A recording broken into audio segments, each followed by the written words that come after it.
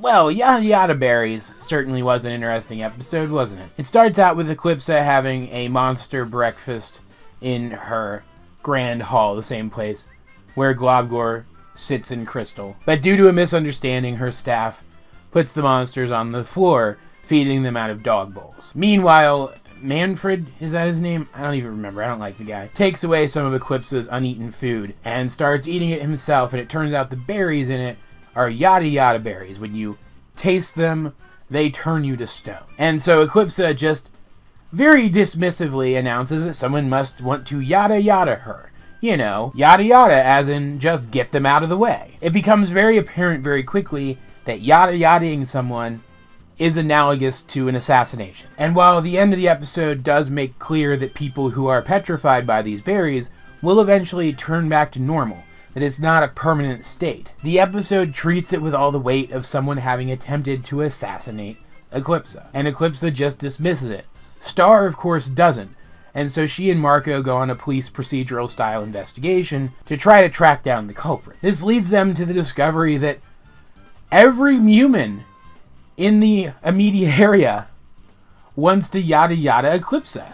Every single one of them. And that there's, what was she, like an apothecary or something, who is supplying them with these berries so that they can make attempts. And yes, the episode does make clear that there was at least one monster who also wanted to attack Eclipsa with these berries, but that was due to a misunderstanding. The humans actually seem to have good reason to want Eclipsa gone. After Star rounds all of them up, because she should have, one of them even mentions that Eclipsa took his land. The others don't really get to say much, but I wonder if their complaints are as valid. Then Eclipsa walks into the dungeon where all these people are locked up and lets them go.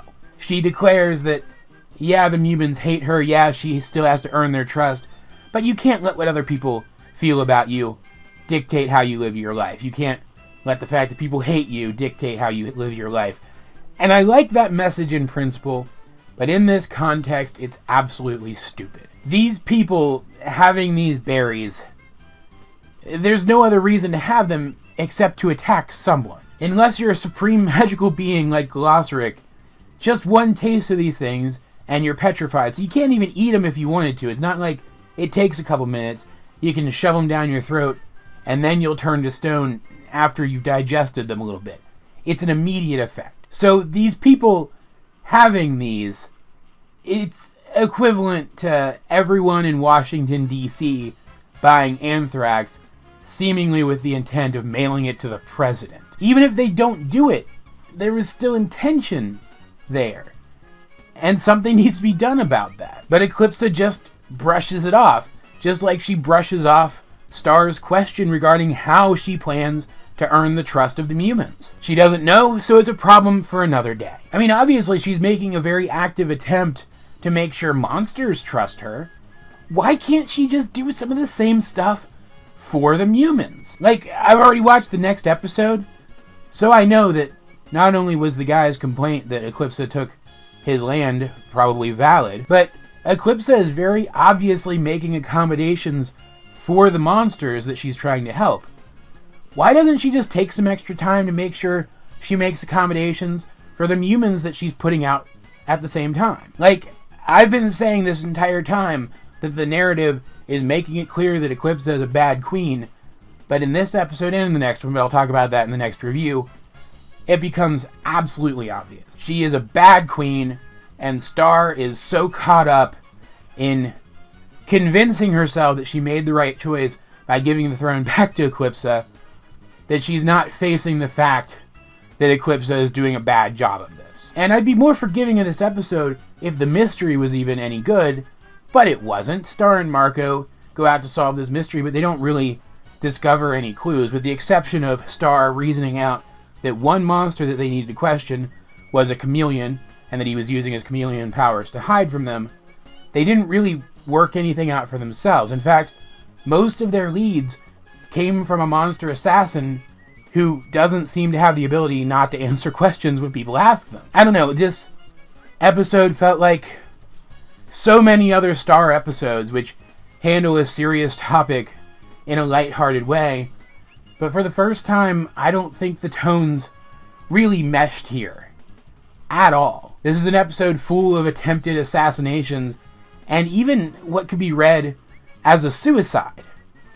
I just can't look at this lightheartedly. I can't do it. And the poor moral at the end just makes it worse. I'm sorry, I didn't like it at all. Like, obviously I can tell that these episodes are building to something. I do think everything is going to be okay at the end of the series. I do. I think that by the end of the series, humans and monsters are going to be at a point where they can coexist with each other, and either Star is going to have the throne, or she is going to be standing next to Eclipsa, who has matured into a proper queen, and is her main advisor, maybe. Something along those lines.